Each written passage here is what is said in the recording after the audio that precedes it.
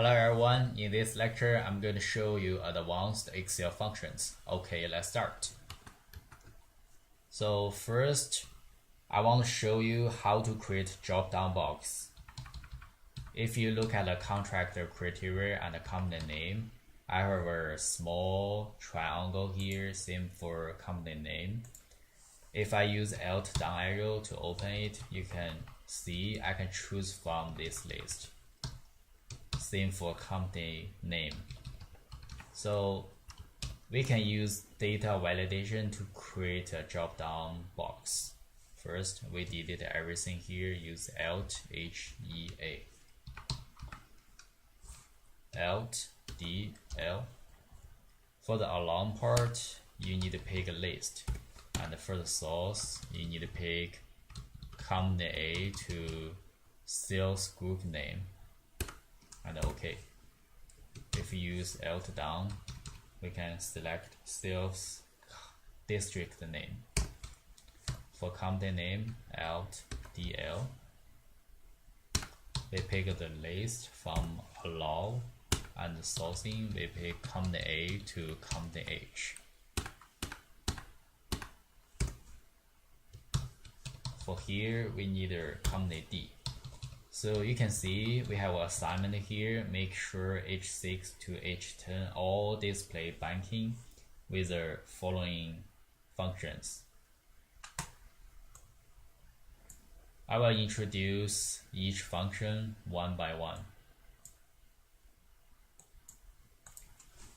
So for VLOOKUP, first look at the which row first. Equal VLOOKUP, and for lookup value, if you look at the banking, it's actually row 5. So we pick company D as our lookup value, since company D is the same row as banking.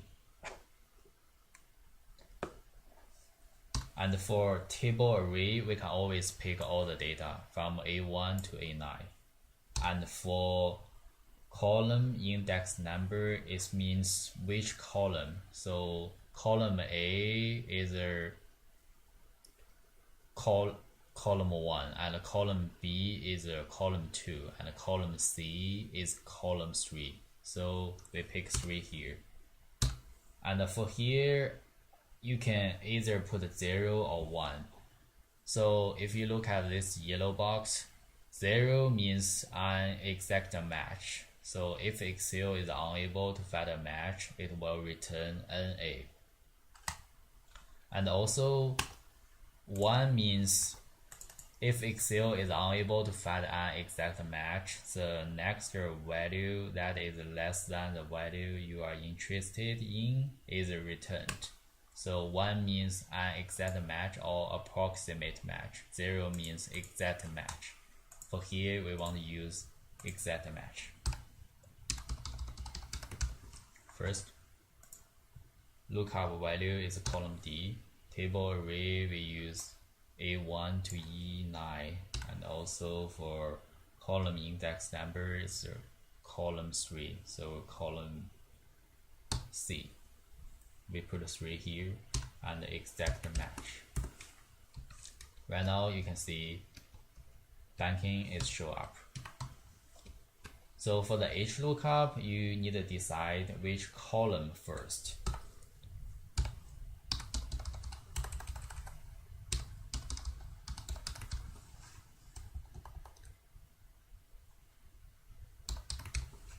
For lookup value, if we look at the columns, you can see banking is the same column as sales district name. So we pick sales district name as our lookup value. For the table array, we can choose all the data from A1 to E9. And for row index number, if you look at the banking, it's 1, 2, 3, 4, 5, so it's row 5. So we put 5 there. And we always use exact match and enter. That's how we find the banking. So for choose means choose which one from a list, like the first one, second one, or third one. So I can show you how to use it.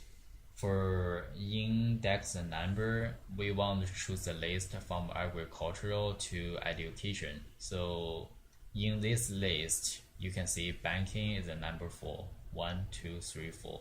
So we pick 4 here. For the value 1, I put agricultural, and then automobile, and the next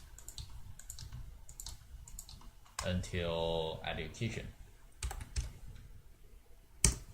So you can see we choose a list, choose banking from a list with a number.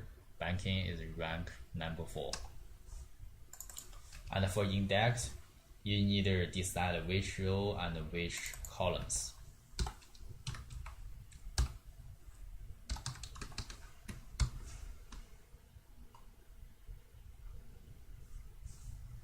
So first we need to pick the array, so it's all the data.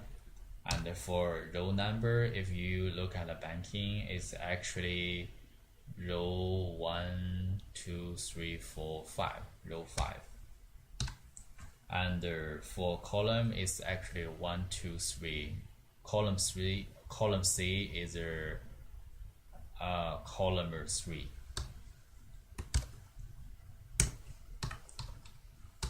And also for offset, it's a little bit different. So when we count those rows or columns, for all other 4, they are include the first cell we count. But for offset, they do not include the first cell when count. So I can show you how to use it. For offset, first you need to pick a reference. Like I use A1 as a reference. And for rows, it's 1, 2, 3, 4. You see, I start the count from row 2. So I put 4 here as a row, since banking is the row 4 as we count. And for column, we count from B1, column 1, column 2. So for here, we put 2 here and enter. You can see right now the banking show up.